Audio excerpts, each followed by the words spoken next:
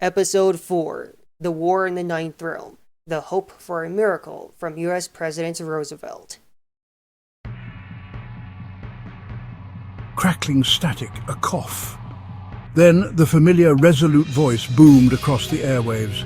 "This is Winston Churchill," the voice declared, heavy with a gravity that silenced the world. October 12th, 2023, a date that shall be etched in the annals of history. The very fabric of reality is under siege.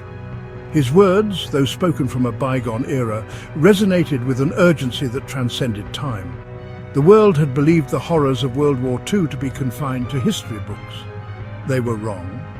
"An ancient enemy has returned," Churchill declared, his voice a beacon against the encroaching darkness. "The German army, a malevolent force thought vanquished, has breached the veil between worlds. They have invaded the Ninth Realm, a sacred land home to the noble Kitsune." His words were a call to arms, a desperate plea for unity in a world on the brink. The fate of the Ninth Realm, the fate of the Kitsune, the fate of their world hung precariously in the balance.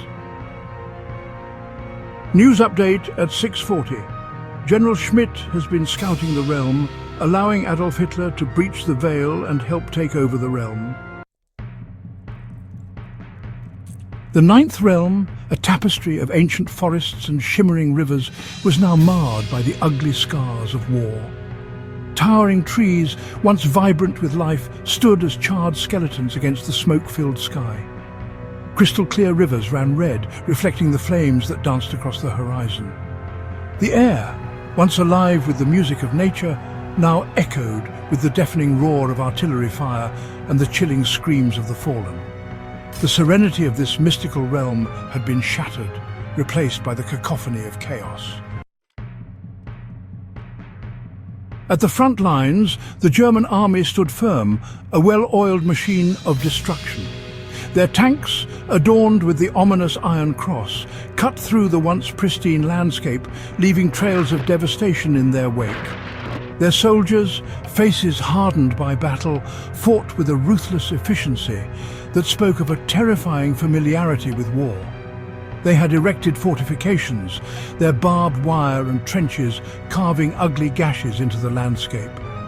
The might of the German army, a force that had once threatened to engulf the world, had risen again, casting a long and ominous shadow over the Ninth Realm. Mr. President, we must act now. The Kitsune and our British allies are in dire need of support. Our air power could turn the tide.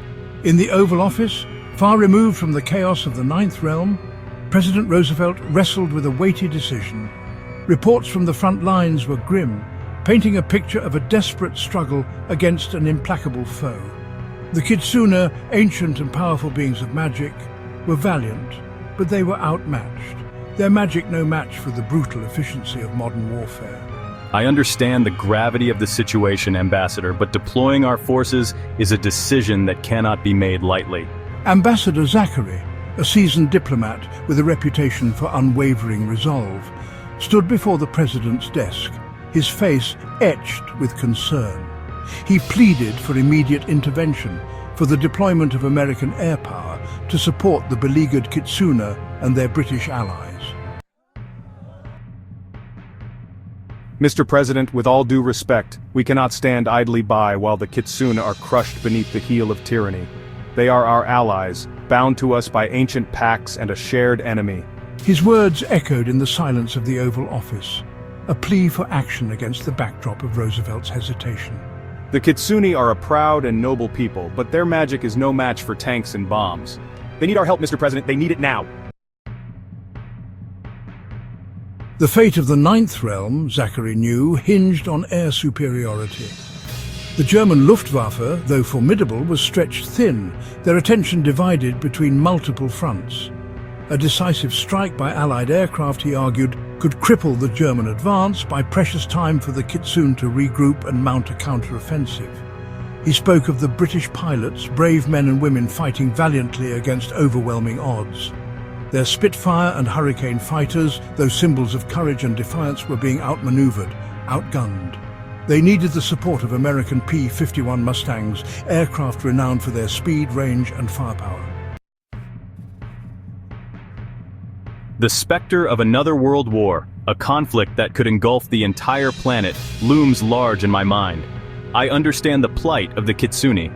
I sympathize with their struggle, but I am bound by the oath I have sworn to protect and serve the interests of the United States. President Roosevelt, his face etched with the weight of the decision before him, remained unconvinced. Zachary watched the president, his heart pounding in his chest. He knew that the fate of countless lives hung in the balance, that every second of delay could spell doom for the Kitsune. He could only hope that Roosevelt would find the courage to make the right decision, to unleash the might of the American eagle in defense of freedom. As the sun began its descent, casting long shadows across the ravaged landscape of the Ninth Realm, a faint glimmer of hope appeared on the horizon. From the east, riding on the wind, came the sound of pipes and drums, a melody both ancient and stirring. The Kitsune, their faces painted with the symbols of their ancestors, emerged from the forest, their eyes burning with a fierce determination. They were not alone. Alongside them marched a contingent of British soldiers, their uniforms grimy, but their spirits unbroken. The fate of the Ninth Realm hung in the balance. Every eye, both human and Kitsune, turned towards the west, towards the land across the great ocean, the land where the American eagle perched, wings folded, awaiting the call to flight. The world held its breath. Would the eagle soar to their aid, its piercing cry a herald of hope, or would it remain silent, its inaction condemning the Ninth Realm to darkness?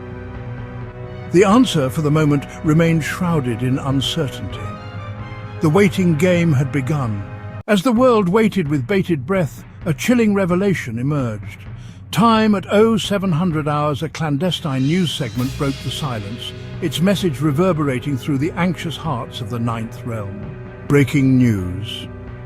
Reports have surfaced that General Schmidt, under a guise of scouting the realm, has inadvertently, or perhaps intentionally, allowed Adolf Hitler to breach the veil.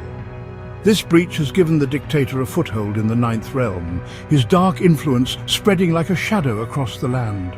The implications are dire, and the realm's vulnerability to this malevolent force cannot be overstated.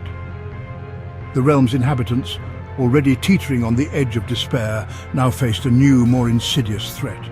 The betrayal cut deep, the wounds of trust torn wide open. As the news spread, a wave of fear and uncertainty swept through the realm. The Kitsune, with their ancient wisdom, and the humans with their indomitable spirit, now had to contend with an enemy from within their ranks. The waiting game had turned into a race against time, forcing allies to question their loyalties and enemies to seize the moment. The Ninth Realm stood at the precipice, its fate more uncertain than ever. The eagle's decision, once a beacon of hope, now held even greater weight. Its choice would determine not just the outcome of a battle, but the survival of an entire world.